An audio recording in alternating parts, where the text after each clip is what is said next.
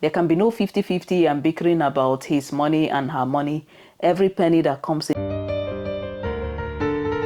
Hello and welcome to my channel. Thank you for stopping by. If you're coming across me for the first time, you are welcome. My name is Angoli. When I was growing up in Nigeria, being married with children and also having a source of income was a normal thing. It was considered normal. A lot of the women around me were doing that and nobody thought anything special about that. Personally, I feel that defining the success of a woman by whether she's married with children and also having a progressive career is a very limited way of looking at the role of a woman. But sticking with this idea of success for a woman, if we are to consider the essence of career as having a source of income and perhaps contributing positively to the society and not tying it to climbing the top of a corporate ladder or the top of a profession, then technically the women I knew around me growing up kind of had it all. However, married women with children in the Western society face some challenges which their African counterparts don't really face. And these challenges are some of the reasons a lot of African marriage and family units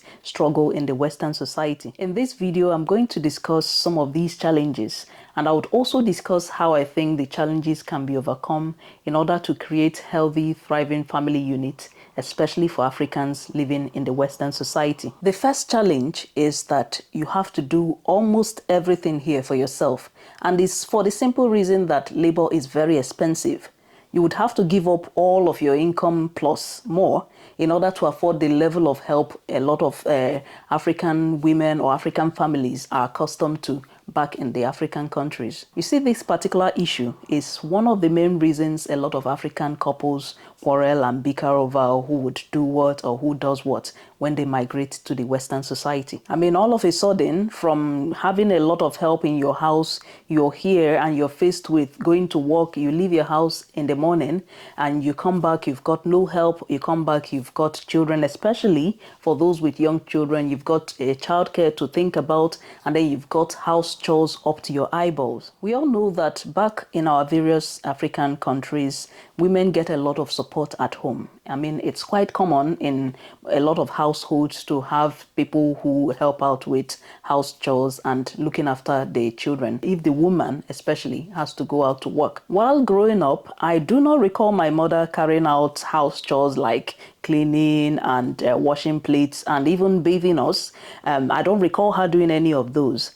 These were usually done by people who were in the house, like people who were around the house to help, or sometimes they were done by the older siblings, maybe our older cousins living in the house. But generally, they were not done by my mother, and she wasn't expected to do all these house chores. The main chore my mother carried out in the home was cooking.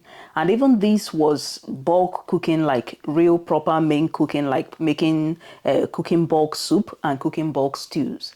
So every other like small cooking, cook yam here, cook something there for lunch, were usually done by other people in their family. So in addition to the first challenge I have mentioned about having to do every single thing for yourself, the other challenge is that most people who migrate here, they go and get jobs or get into a profession or get into a career. And anyone who has worked in the Western society knows that for every single penny you earn, you would have to work yourself to the bones to get that penny. Don't get me wrong, it's not like the women back in Africa, they don't work very hard, because they do. But the point I'm trying to make is that the women who were around me whilst I was growing up, they are not the traditional career women you would find here in the Western society today. They were serious with their businesses and looking to expand their businesses, and they were also serious in their various professions. But they were not looking, at least that wasn't the general norm then, they were not looking to climb the top of a rigid career ladder, which would often require you to modify your personal life in order to fit in and be taken seriously. And they were also not looking to pick up 1,000,001 shifts at work.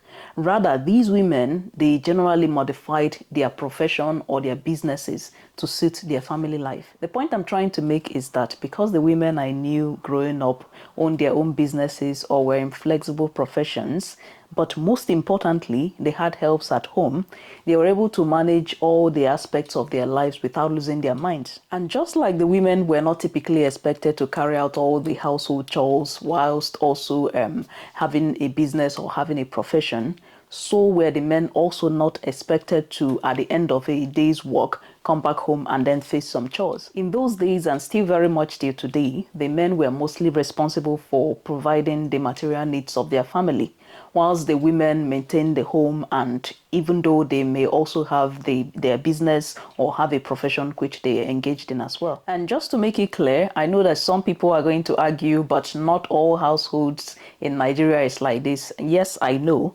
I am describing a typical Igbo family from the eastern part of Nigeria, and I know that this does not apply to every single household in Nigeria. Growing up, the women played mostly managerial sort of roles in their homes and not personally getting the jobs done. They ensured the family runs smoothly by getting whatever help that is needed to get a particular job done, and only doing the jobs they felt could not be outsourced. These women, so to speak, had it all by getting help and having a lot of wiggle room. And these are luxuries that most women who live in the Western society don't really have. So you can see that having it all as it's preached today to the modern women, especially for those of us who live here in the Western society, is not really realistic, because not only are you required to modify your personal and family life to suit your profession and your career, you are also faced at the end of a workday, you are faced with a lot of chores and looking after kids for those who have young children,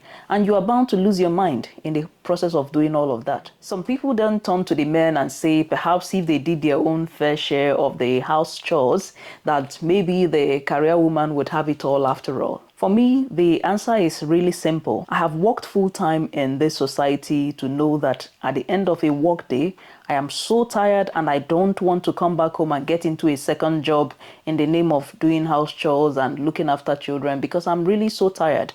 And if I cannot do it, or if I can help not doing it, I would rather take that option. So I can understand when anyone, male or female, don't really want to get into doing a second job at home when they come back from their day job. So even when the men take up their own share or take up a large share of the house chore, really all you're going to get is burnt out couple who are barely coping at home and holding the home together and barely coping at work. In my opinion, deciding to get married, especially, and having children, is much of a big deal than most people give it credit, especially if you're living in the Western society. You cannot afford to be individualistic here when you have a home with young children in it. This is the time to become the best team player you can be and work together as a couple, and the key is in division of labor if you want to thrive as a family unit. I believe that a family will be better with one parent leading the financial/material welfare of the family, whilst the other person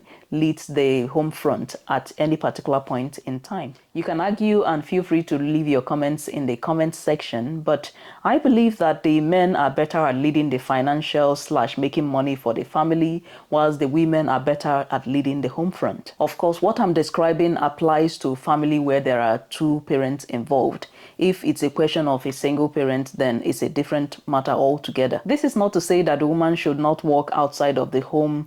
No, that's not to say that, but simply that for the woman, the business and profession is second to the home front, which means the business or the profession would fit around the needs of the family, especially when there are young children involved. While the man, on the other hand, focuses a lot of his energy working outside of the home to provide for the family. Both the man and the woman should then play a supporting role to their responsibilities towards the family team.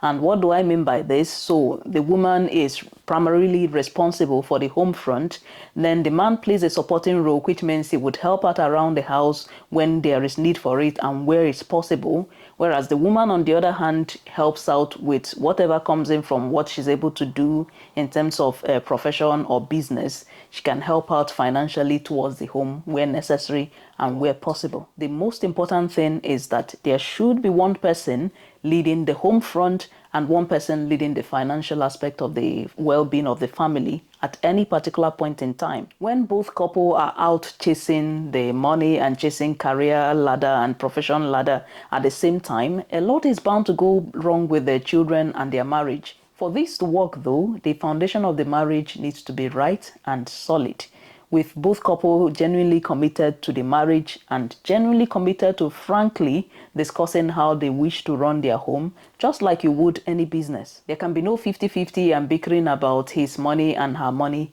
Every penny that comes into the household belongs to the household and would be budgeted for accordingly. Thank you for watching, and I'll see you in my next video.